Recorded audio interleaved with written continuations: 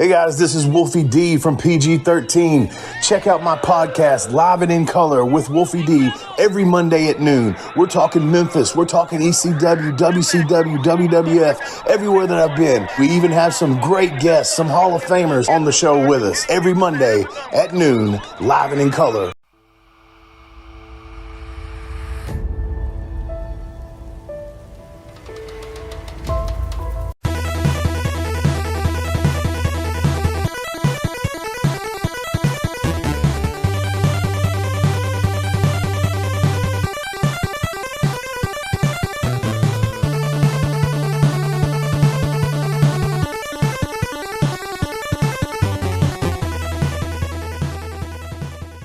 Hey everybody, welcome once again to the Jackson Interaction Podcast. I'm your host, Gene Jackson, and we've got a fun episode lined up for you today. I'm going to be joined by an author.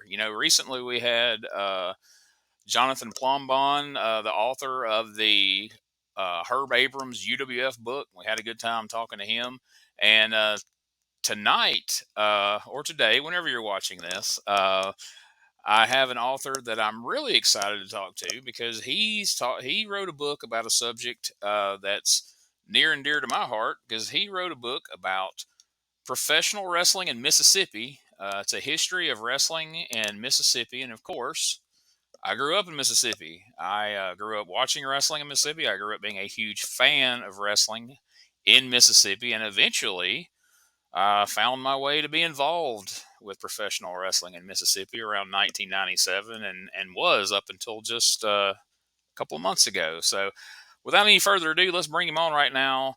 Author Jeffrey Martin. Jeffrey, how you doing, buddy? Pretty good, Gene. Thanks for having me. Appreciate your invitation. Yeah, man. Excited. I remember hearing about this project when you first started. And it was my intention to help round you up some pictures for that, and I never found those pictures, but maybe most of those are from later on. So actually, they may turn up in some future projects. Who knows? Yeah. But, I'm really excited just to ask you right out of the gate, what motivated you to take on the task of writing a book on the history of professional wrestling in Mississippi? Okay, so I have a tendency to be very, I guess you could say I get tunnel vision with certain things in my life, and I become sort of obsessed with them in their given time. And when I was about 8 years old, I picked up my first issue of Pro Wrestling Illustrated. It was the fall of 1994, and I fell in love.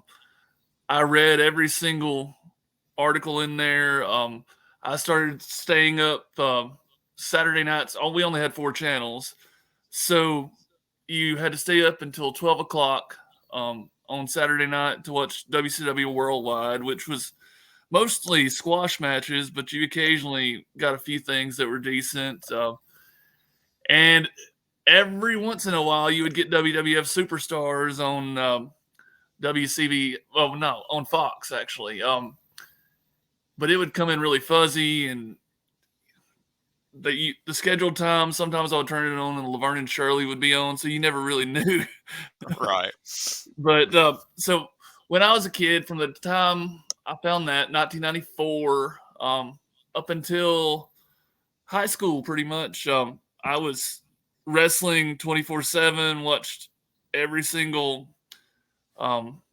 television product I could get, which wasn't as many. There weren't as many as there are today. As far as we couldn't watch indie wrestling unless we went to it. So Right. I wasn't really in the tape trading circle because I was 8 years old.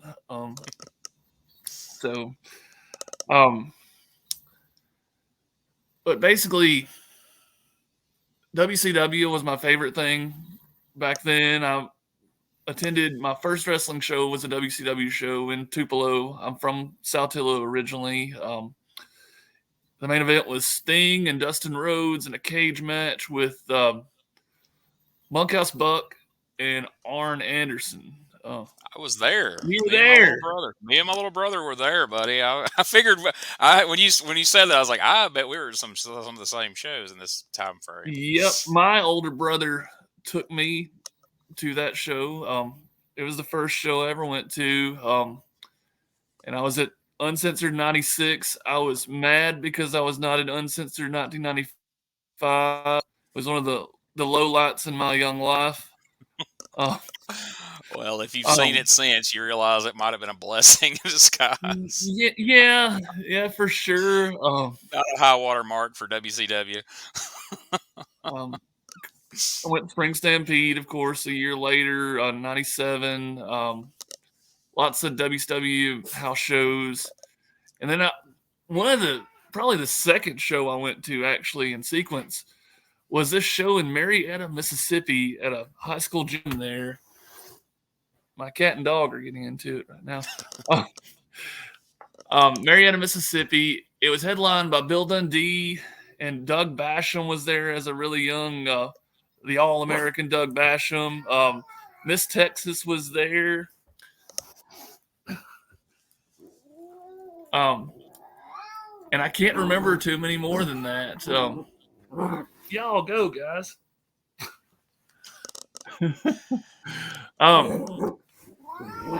Let me lock them out of here. Okay. Sorry. No problem.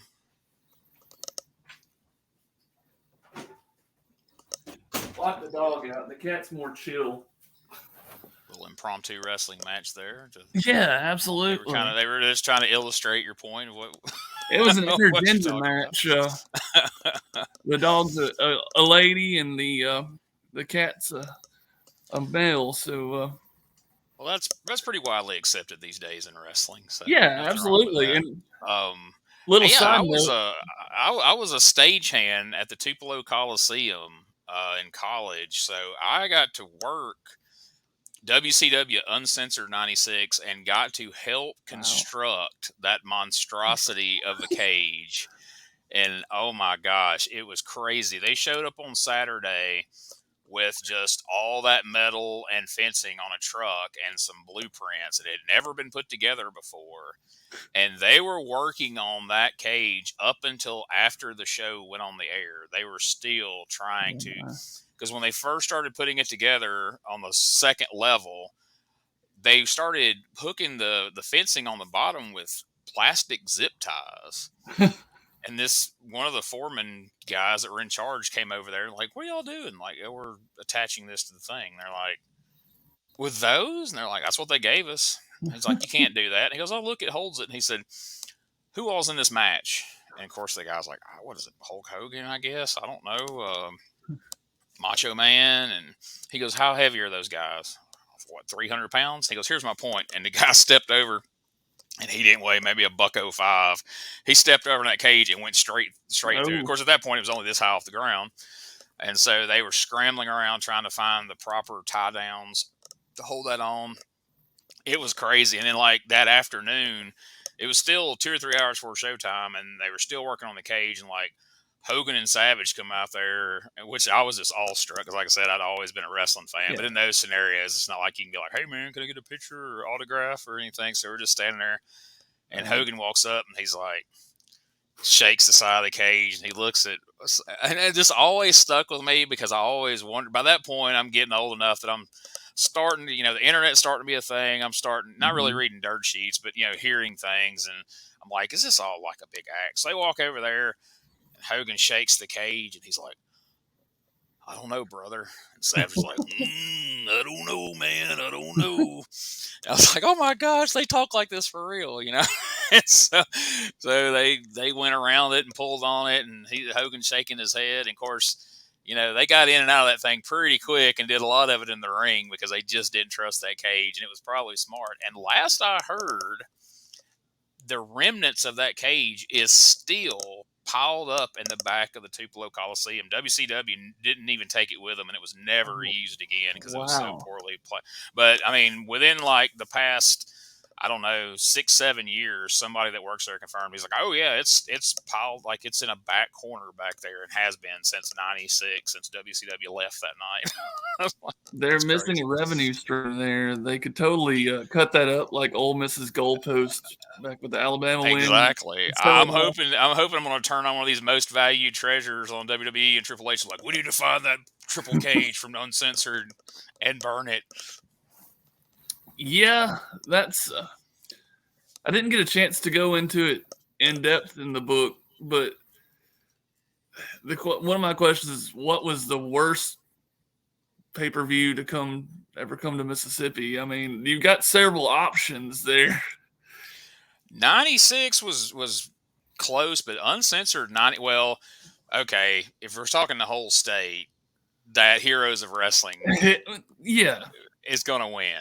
It just has to. But Uncensored 95. Now, you can't tell me nothing, because me and my best friend from back in the day, Brad Oates, we're in the front row of Uncensored 95. You can see us on the VHS when the magazine came out. You could see us in the pictures, and man, we were over the moon. But you go back and watch it now, and it's like the King of the Road match and that karate match with Ming, and it was Arn Anderson and Johnny Bad and Ming and them out there, and Hacksaw and all that. It's like, ooh, that was a Flair in a dress, and the debut of the Renegade. And I remember us walking out of there that night, and people were like, was that Ultimate Warrior? He looked awful small. And I'm looking at Brad like, that wasn't the Ultimate Warrior, dude. Like, there's no way. Like, he came right by us in the front row, and I stood, it was like taller than him. But yeah, Heroes. Yeah, I don't know. I don't want to get ahead of you, but Heroes of Wrestling was, oh my gosh. Yeah, comparing the two Uncensoreds, I didn't hate 1996, but it may have, again, like you, been kind of just being there. And I still remember getting fireworks down in my eyes. I was in about the 6th row, and I mean, we were front row for that one too, because I had gotten tickets before I went to work for the Coliseum. So, and everything at the Coliseum I got to see for free if I worked the show. But I was like, well, I've already got front row tickets. I'm sitting front row. And the most memorable part of that show to me was hearing the strikes between Regal and Finlay. Oh, yes. I mean, they were beating the mess out of each other. It was crazy.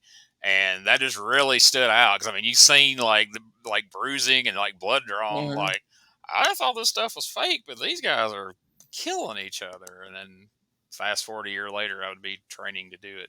But that was a really good match, and also I really liked the Conan Eddie Guerrero thing. Conan had just came into WCW. Eddie had been there a few months, but it was and the Road Warriors against Sting and Booker T was it wasn't bad. It was for what it was, or for who it was, I guess I should say. I didn't really understand, even at the time, I don't think, why Sting and Booker T were really teaming up. Yeah, because it'd been like a 3-way feud with like Sting and Luger, Harlem Heat, and the Road Warriors, and all of a sudden it was Sting and Booker T. But then it seems like I remember Luger got involved, I believe, and maybe even Stevie Ray. And I think Luger was actually in the cage match, was probably the reason that he was. Yeah, it was. I mean, you look back, there's like Hulk Hogan and Randy Savage against 75% of the heel roster of WCW in one match. It was just the silliest, craziest thing ever. But as go back and look at it, I was probably 10 or 11, probably 10 at that time, and none of that resonated with me at the time. It was just, this is awesome. Oh yeah, this is the pinnacle. It was wonderful. But I was 18, so I was getting towards that cynical stage of like, I don't know, man, but it was still cool being there. And I ended up with as we were taking stuff down, I got when Hogan come in hitting them with the pans in the cage match, like the handle. That's how flimsy they were. They were from like the Dollar Tree. One of the handles broke off, and I got one of those handles and took it and thought that was like the greatest thing. I'm like, this is from Uncensored, the cage match right here. Hogan touched this, brother. That is awesome. That's awesome. But yeah, I was a huge wrestling fan. I left it behind in high school because I thought I got too cool for it. And really, that was sort of the end of the whole attitude thing, where that was the period when it was cool to go into middle school and talk about wrestling. And then after that, not so much. It went back to kind of the closeted fan thing. But Yeah, that happened fast. Like all of a yeah, sudden, there was like you'd go to the mall and half the stores had wrestling shirts, DX shirts, and NWO shirts, and all this. Austin And it's like, hey, wrestling's cool. 316, yeah. You can openly and flaunt that you're a wrestling fan, and then just as quickly, all of a sudden, it was like, hey, you watch wrestling? What's wrong with you? And it's like, okay, keep it to myself. Yeah. So I kind of went and took my obsession into football and metal music and played in punk bands and all that kind of thing. So really, I didn't start getting back into wrestling until I started listening to some Cornette podcasts, just like I know a lot of people. I will give Cornette his due. He's wonderful at just telling stories and I don't know. He just makes you feel nostalgic, even if it wasn't an era necessarily that I was around watching, because the Midnight Express was before my fandom. But Yeah, see, I started watching it. I mean, I was born in '77. I started watching it around '85, but like '86 is when I started watching it just religiously and following it. So Cornette is my heyday. So I get super nostalgic because I remember all that and I remember him being a part of it. But it's kind of cool to hear, like people who weren't around for it, but yet hearing him talk about it makes you nostalgic for it, and makes you interested in it, even if you didn't live it. Because I know for some people, present day fans, they go back and watch all that and like, I don't get what the fuss is about. It's pretty boring. I mean, they didn't do one flip. Like nobody, yeah, nobody did a dive. Like, what are we watching here? right. And the other level of inspiration was, well, I have two sons. One's almost 6, one's almost 3. When the oldest was about 4 years old, I decided I wanted to take him to a wrestling show. Kevin Nash was going to be there. He was one of my favorites as a kid, just because I thought he was super cool. So I took him to a show in Jackson, Tennessee. It was Burt Prentice's show, USA Championship Wrestling or something like that. It was a pretty good show. We got to meet Nash, and I bought an autograph for $50 or whatever, and then they gave me they let Cy take a free picture with him, so that was nice of him for sure. But Silas, he was, like I said, 4 years old, and his normal bedtime was 7:30, something like that. The show went till about 10:30, and he had his eyes on it the entire time. Would not let us leave early. The main event was Jerry Lawler versus Big Cass, or whatever he was going by at that time. Yeah. I think he might be Big Bill now or something like that. But Yes. How intimidating. Big Bill. yeah. So until the end of that match, which had only lasted a few minutes, I think Doug Gilbert came and hit Lawler with a chair or something, and there's DQ. But he fell in love at that time, and we've been to 6 or 7 wrestling shows in about 4 states since then. So it's something fun that we can do together. And, I'd sort of had the idea thinking about nostalgic wrestling stuff with Cornette and all that. And so I just decided, why not? This would be a good thing. I thought about, trips with possibly taking my son, doing a lot of independent shows and things like that, which hopefully I'm going to get to do that some this summer.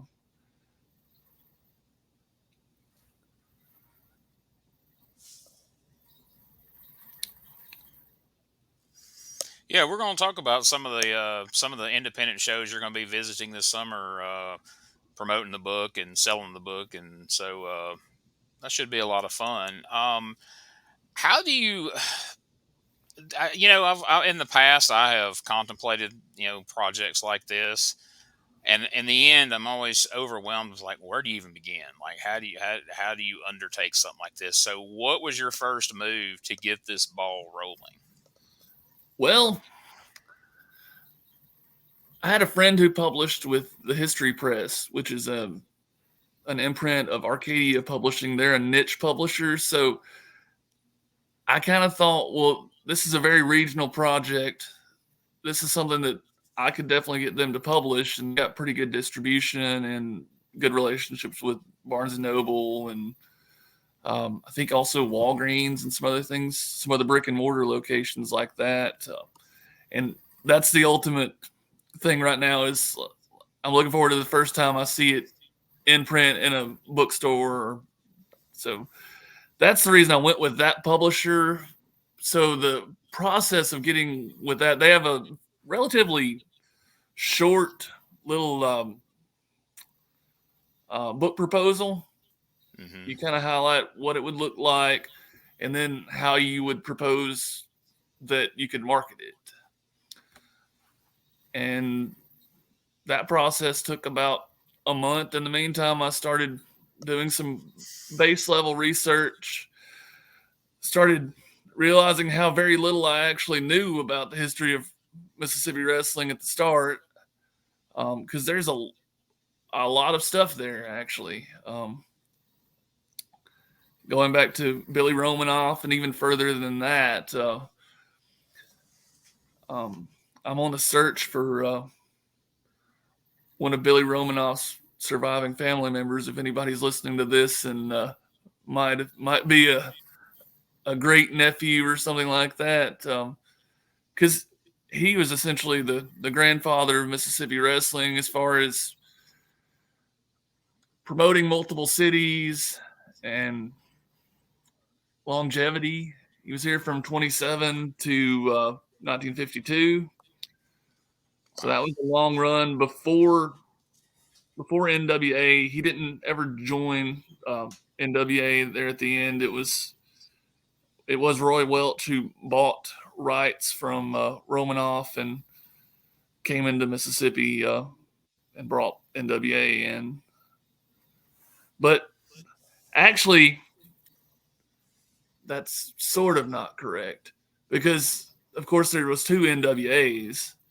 Right. There was the National Wrestling Alliance, which is what we know today, and the National Wrestling Association, which was prior to that. Yeah, I imagine it gets kind of convoluted in some ways, and like you got to kind of wade through, like, all right, what's important enough to talk about, and what's like, all right, that's part of the history, but maybe not necessarily, we don't have to necessarily go there or whatever. I mean, I guess that's all part of the challenge of deciding what's, what to cover, or how much to cover, how deep to go. And I guess really is just finding the people, like you say, just like you was talking about, looking for his relatives is finding people to talk to with knowledge. Cause a lot of these folks aren't still around. How did you start? Where did you start trying to reach out to people who could kind of steer you in the right direction? Well, I did an article with the Daily Journal, and that got several people coming to me, actually. Like Dennis Upton reached out to me, and he, of course, did a lot of wrestling with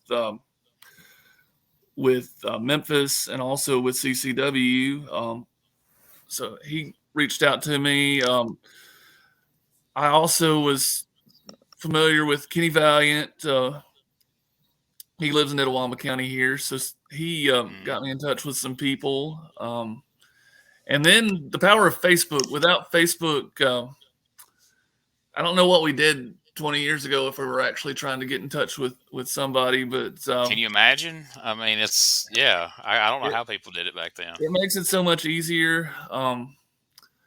But like I talked to Randy Hales through Facebook. That was great. I talked to Marcus Dupree, because after his football career was on the downside, he trained with David Haskins, who I also talked to, by the way.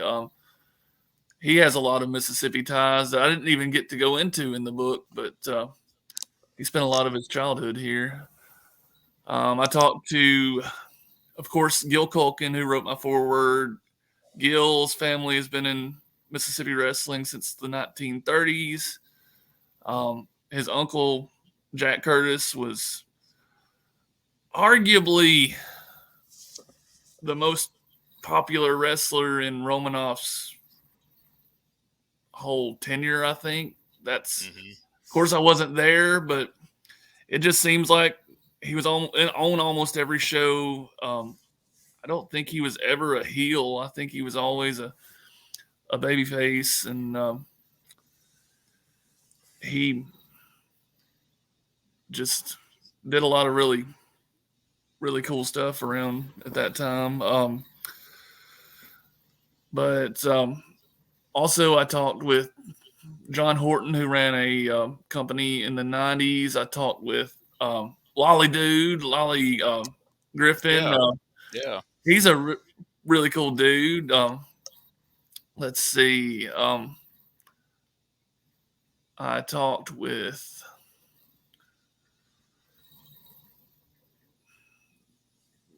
I talked one time period that is was sort of forgotten, and I didn't even know that this was really a thing until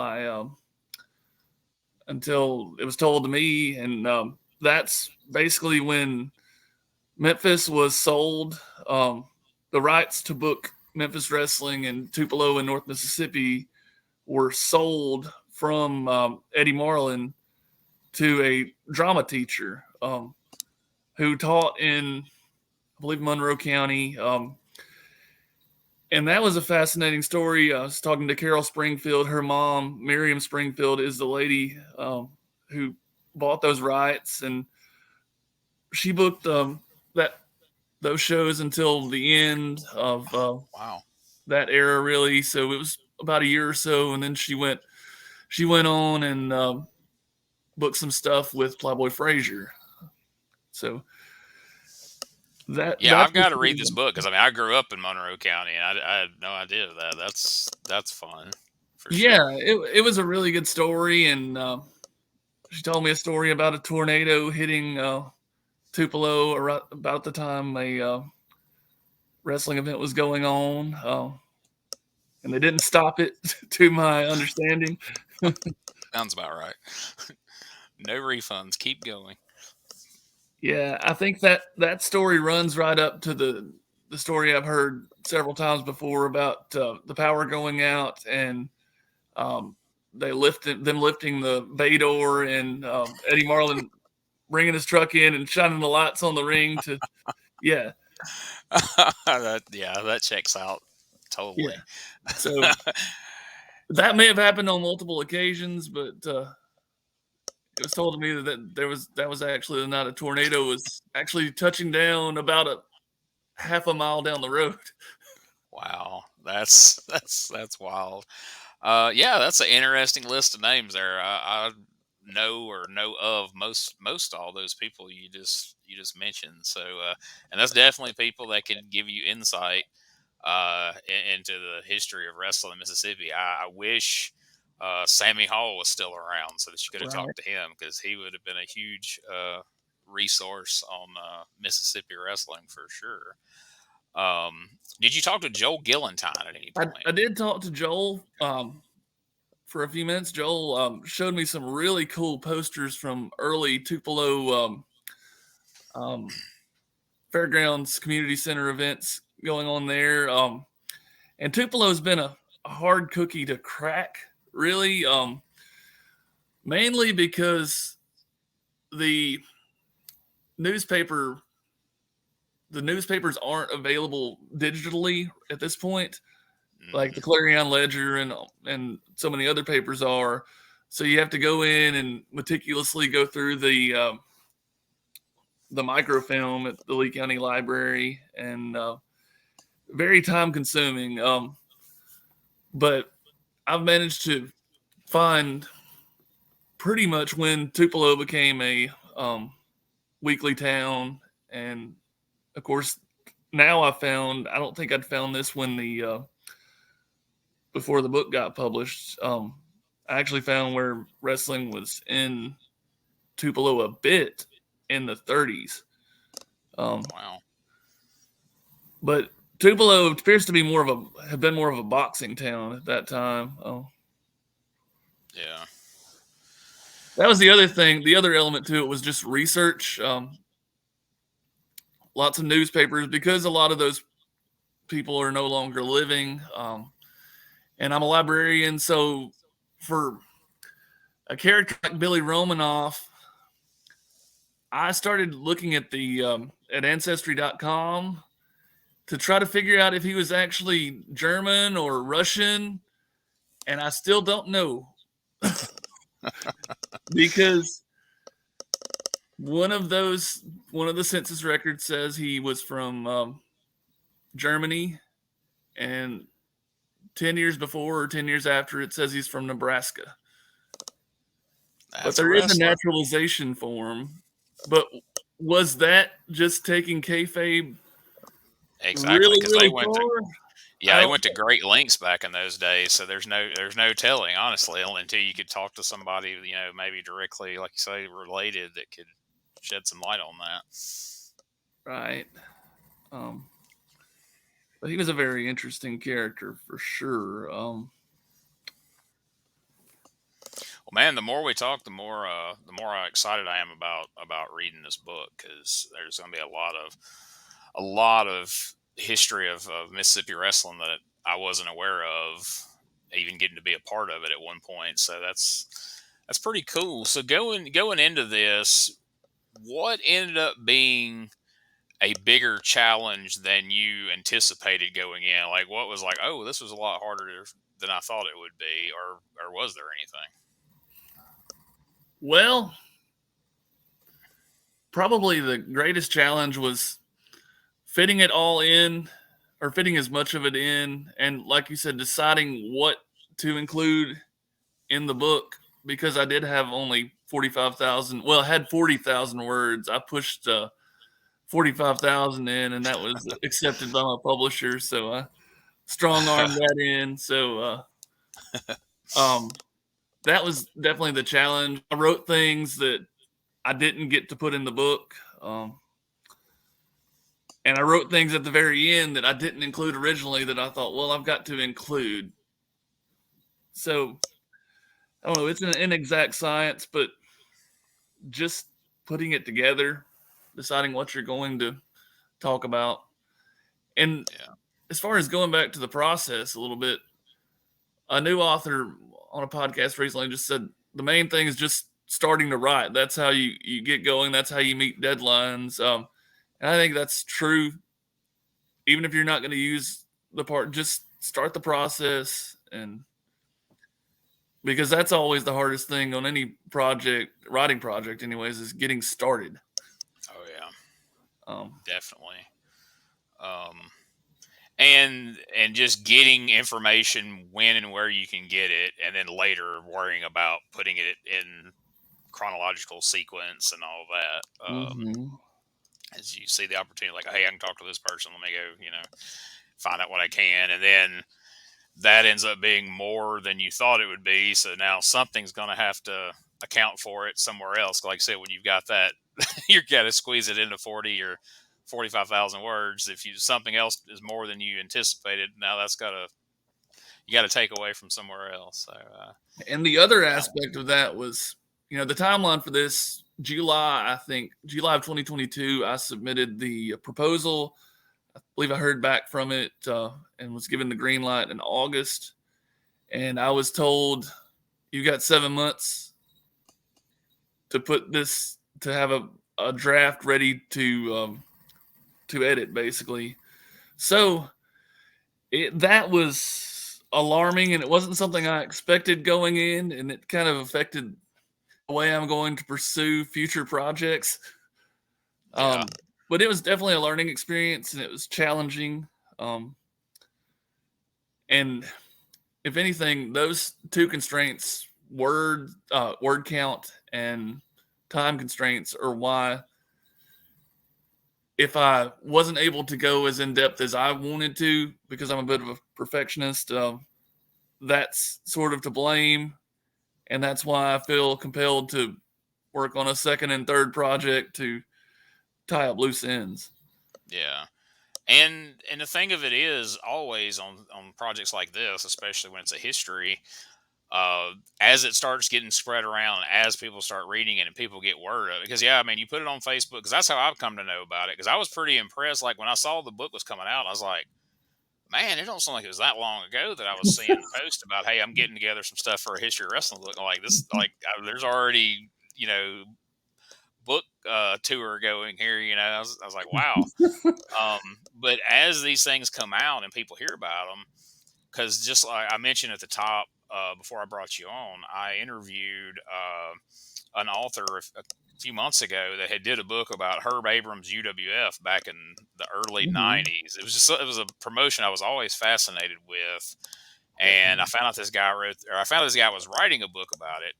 And so I got it when it came out, and I hit him. Was like, "Hey man, do you want to do a podcast?" And he's like, "Sure, man. I'd love to come on and promote the book." And that's what he was saying. He's like, I'm either going to do a second book, he said, or an update or something. He said, because all these people have come out of the woodwork with all these Herb Abrams stories. He's like, I've had family members and friends and all these people. He said, which it kind of stinks that it's happening after the book. He said, but then again, I mean, the book can't be, it can't be the Bible. Like it had to be a certain length. He says, so he goes, but man, you just wouldn't believe all these people that didn't hear about it until it already came out. And they're like, oh man, I wish I'd have known. Let me tell you this. So I got a feeling as you get out there and you're hitting these shows and you're selling the books, a lot of people, especially doing it in Mississippi, are going to be like, oh man, hey, you should have talked about this or that or whatever. And so, yeah, these other two projects will probably have plenty of meat on the bone, especially once you go out and start hitting these shows and talking to people and once they've read the book. So definitely. So let's talk about that real quick. So the book is out now. You're selling copies, and you are going to be out this summer, June 3rd. You're going to be in Morton, Mississippi at a Pro Wrestling Ego event. My favorite promotion right there in Boonville, Mississippi on June 17th. You'll be with our friends at EPW Wrestling. Then you'll be in Mantachie, Mississippi on June the 20th at the Itawamba Historical Society. July 1st in Vicksburg, Mississippi at the Bayou Independent Wrestling event there. And then also in August, on August the 19th in the capital, Jackson, Mississippi, at the Mississippi Book Festival. And I know there'll probably be some more coming together real soon. So make sure, folks, that you go check out those events if you're in the area. But if not, there's other ways to get the book, right? There's definitely other ways. You can purchase it on Amazon, just like anything these days. You can purchase it on Barnes & Noble. I even saw it on the Target website the other day. So that's pretty neat. That's awesome, man.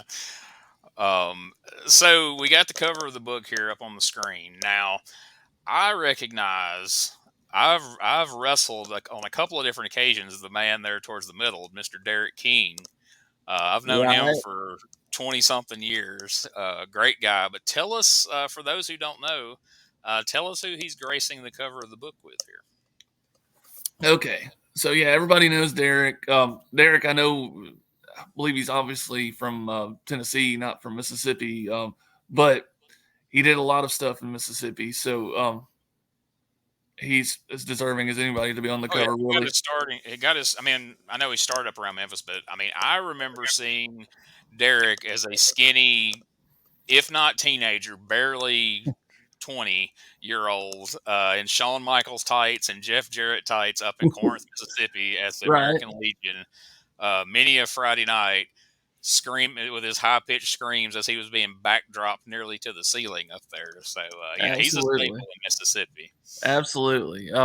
So to his left, you've got Ray Rowland. He was born in, I believe he was born in Columbus and lived most of his life in New Albany. He's kind of representative of the journeyman wrestler who worked lower on the card, but worked everywhere.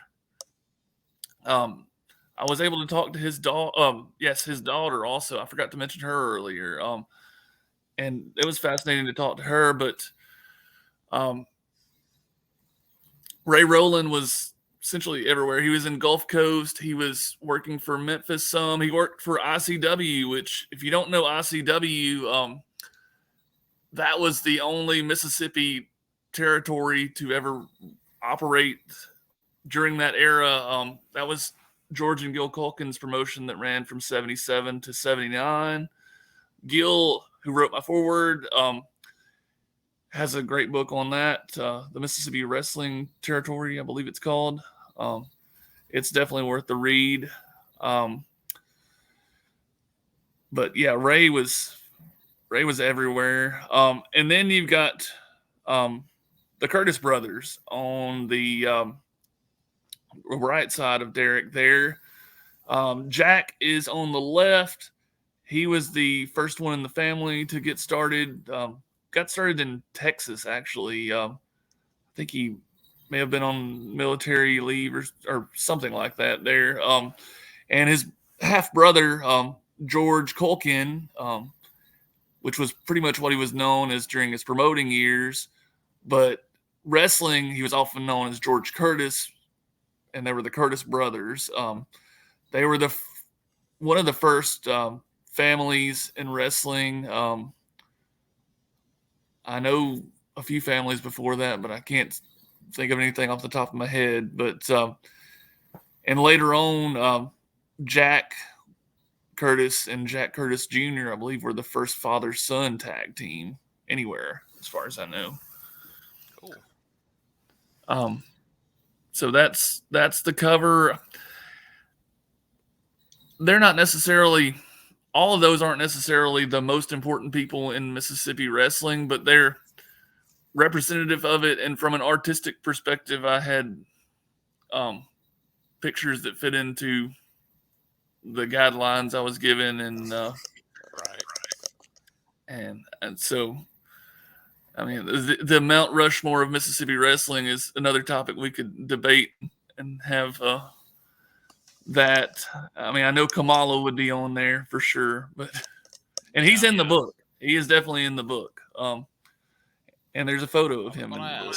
Yeah, I was going to ask about that because he's one of the more famous, guys that made it to the top of the business. He headlined, with Hulk Hogan in the WWF, Yeah. and of course you mentioned, Plowboy Frazier, Stan Frazier, aka Uncle Elmer, famously from Mississippi. Yes, and he also had a good run. I can't remember if it was Puerto Rico and Japan or one or the other. Is the Convict. Yeah, I think out in California as well, I believe. So yeah, he definitely made the rounds. And you've got the DiBiase family, who the only one that was actually born here was Brett, the youngest son, but they've lived here since the 80s. You've got the Curtis family. You've got Downtown Bruno, who, while he wasn't born here, he is a Mississippian through and through. The most famous resident of Walls, Mississippi. Yes. Bruno is definitely a Mississippian. And even like Marco Stunt, technically he wasn't born in Mississippi, but he was born in Arkansas. But he spent most of his young life in Mississippi around Olive Branch, graduated from Lewisburg High School. And I know he's buds with all the Crowleys and all them. Those guys. Yeah, a lot of his early career was spent there in Boonville and EPW and a lot of those promotions around there. I know Motley Cruz had a big impact on his career as well. Absolutely. Did you get to talk to any of the DiBiases for this book? I did not. I know it's a difficult time for them right now on several different levels. Yeah. I mean, I did deal with that a little bit just because you couldn't not touch it, but I attempted to be as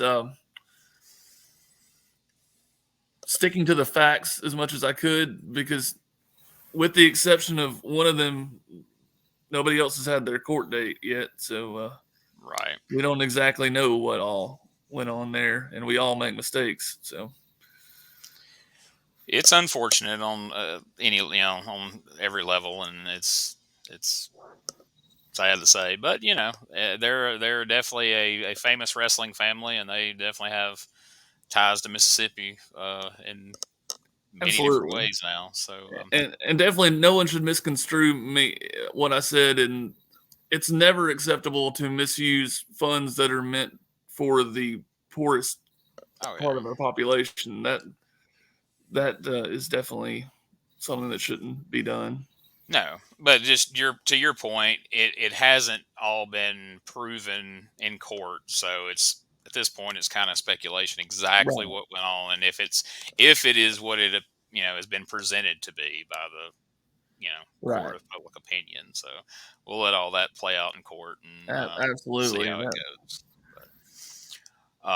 But man, I'm excited for you. Like I said, like you said, to put that kind of time and effort into something and then see it on the shelf in a Target or Books a Million or something eventually is it's got to be pretty rewarding. Yeah, it's kind of surreal. I don't really know that I've accepted it at this point. And I haven't seen it in those brick and mortar locations yet, so I guess maybe it'll be more real when I do. Yeah. That, and I think the other thing too will be when the feedback starts coming in. You know what I mean? Like when people start like, hey, you see people out like, hey man, I read your book, I enjoyed this part of it, or I didn't know this, I learned this. Like, um, that to me, I got to think is going to be pretty fulfilling. When somebody says, hey man, I learned something reading your book that I didn't know.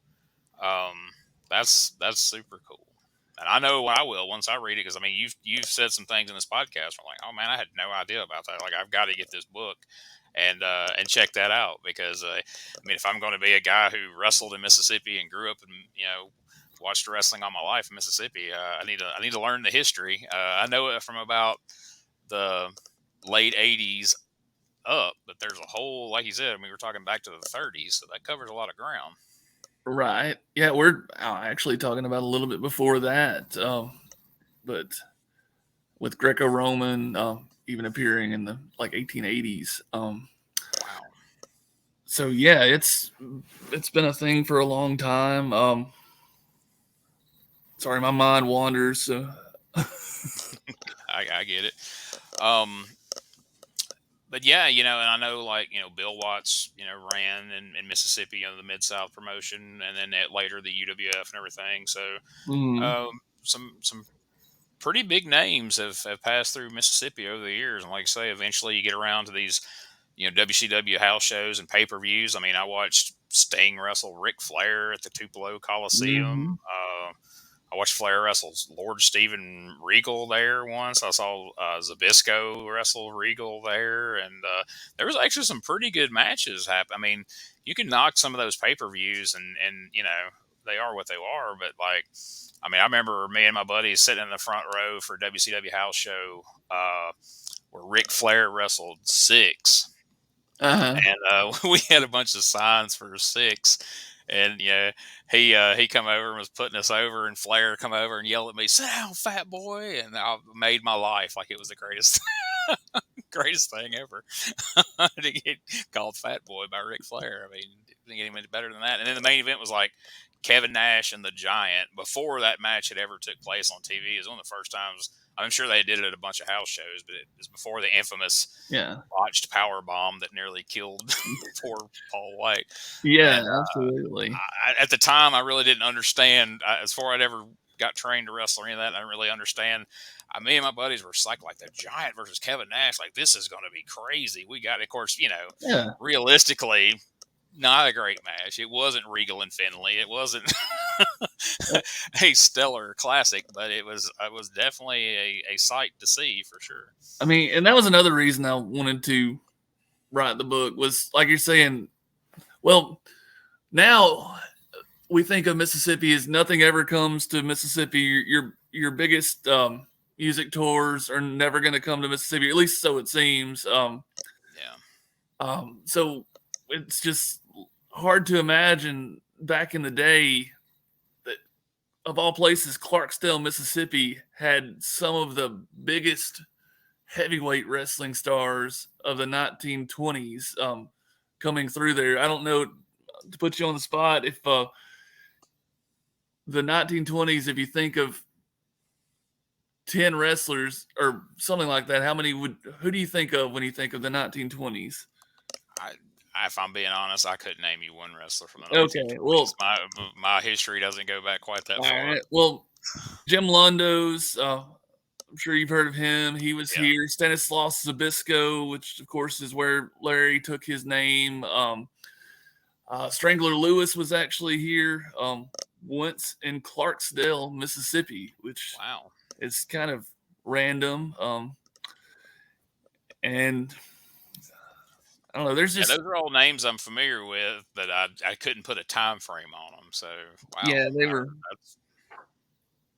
they were 20s and 30s for the most part.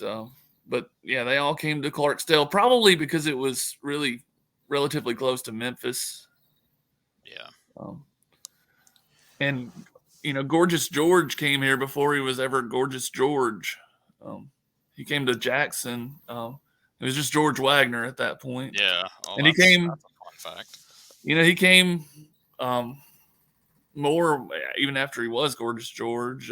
Mildred Burke, Slave Girl Moolah, who became the Fabulous Moolah. She was here a lot. It's really easier to say who wasn't here or who hasn't ever been in Mississippi than who actually was. I mean, the first wrestling I ever saw live was Continental shows at the Lavender Coliseum in Columbus. My dad would take me and my buddy. Well, they would my friend's dad and my dad would alternate who would take us month to month. And they had all these posters up in there of past shows, and looking across some of those posters of some of the names that had been there, it was like, and we were just upset that we didn't get to go back then to see those matches. But then later getting to see, I'm going to go to some, Memphis spot shows around, and, but yeah, we got to see some really cool. I remember seeing a bullwhip match with Austin Idol and Wendell Cooley down there, and a cage match with the Nightmares against Dirty White Boy and Jerry Stubbs. And then we got to see a world title match between Jerry Lawler and Eddie Gilbert. And I just thought that was the greatest thing ever. I was like, well, it ain't going to get any better than this freaking world title match in Columbus, Mississippi. Like, who'd have thought, Right. Yeah, that's definitely awesome. Continental was fun. I don't think there's been enough out there on Continental. I know at some point it was called the Lost Territory.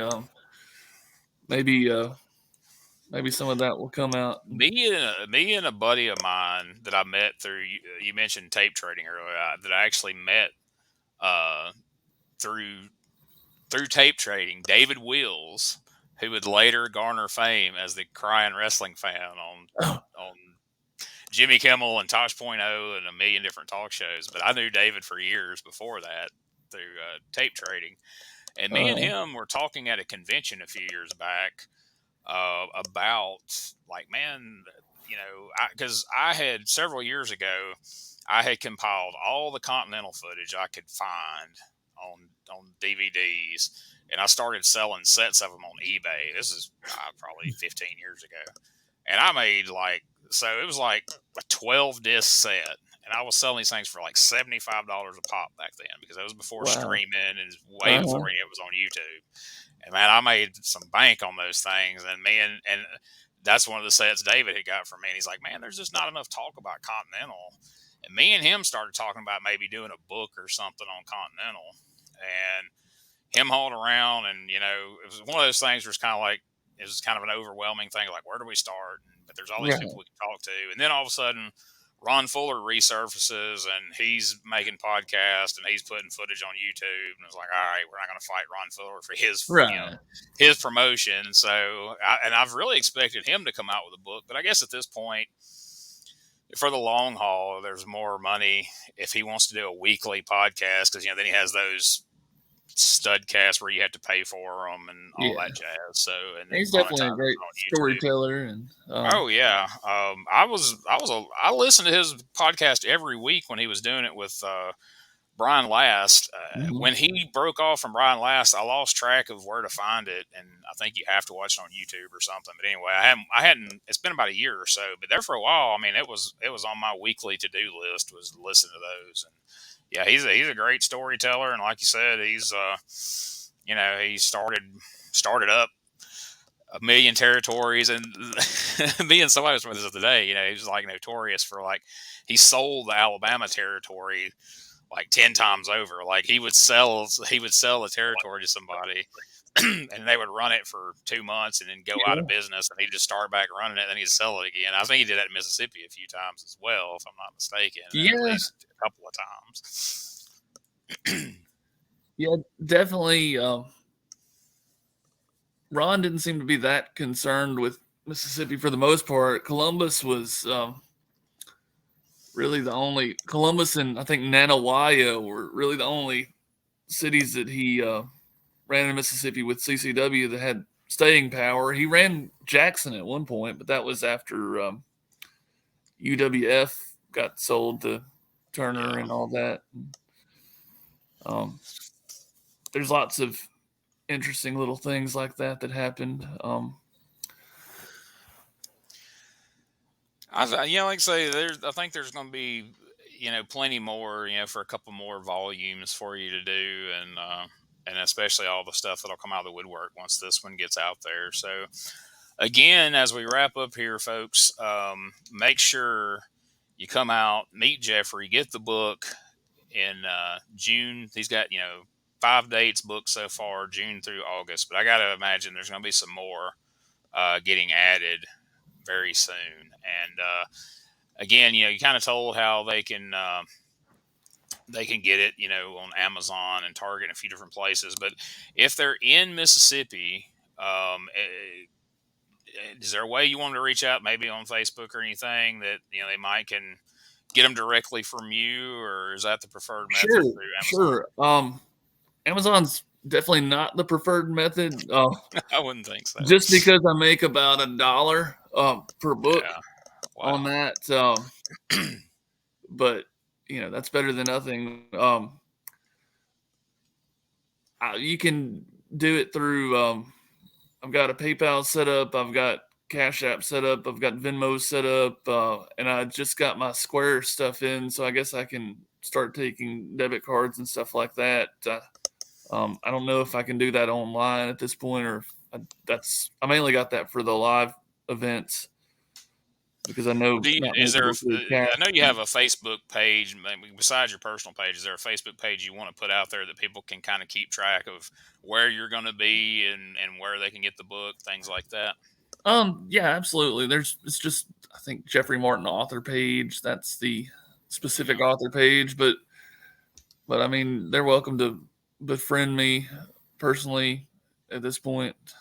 Um, So we'll have a link. This goes up on Facebook. I mean, this goes up on YouTube. Of course, we'll share it all over Facebook and Wrestling News Center and things like that. And we will put in the description a link to where you can like Jeffrey's author page. You can add him as a friend on Facebook, and kind of keep track of this book and future books that Jeffrey will have coming out. And so we encourage you to go like his page and definitely get this book, because I'm excited about it, man. So I appreciate you coming on here and talking to me about it. And I'd be interested to maybe we'll touch base again in August and talk about how this book tour went and some of the people you met and some of the stories you heard while you're out and about peddling this book. definitely. Appreciate you having me on. I hope I haven't rambled too much. My mind goes from one thing to another really quickly. No, it's been a lot of fun, man. All right. Well, thank you so much. And Thank you. All right. Well, like I said, man, we'll talk to you soon. And again, folks, look in the description of the podcast on YouTube, or if you're looking at this on Wrestling News Center, Facebook, wherever, we will be sharing the links to how you can reach out to Jeffrey and get you a copy of Professional Wrestling in Mississippi, a history with a foreword by Gil Culkin. And if there's anything I do know about the history of Mississippi wrestling, the Culkins have been synonymous with professional wrestling in Mississippi for a very long time. So that's really cool that he did the foreword to the book for you. Yes, that meant a lot to me for him to read it and give his stamp of approval, because the Culkins are synonymous with Mississippi wrestling. And Tupelo may not associate that much with them because they weren't up here in this portion of the state, but pretty much everywhere else, so everywhere that was North Mississippi and the coast, the Culkins and Watts ruled. That was definitely their kingdom, and they did a great job there. Well, super cool. All right, man. Well, it's been fun. We appreciate you doing it. And like I say, we look forward to catching back up with you and seeing how this thing goes. And again, I encourage everybody to check this book out because I certainly plan to. Thank you, sir.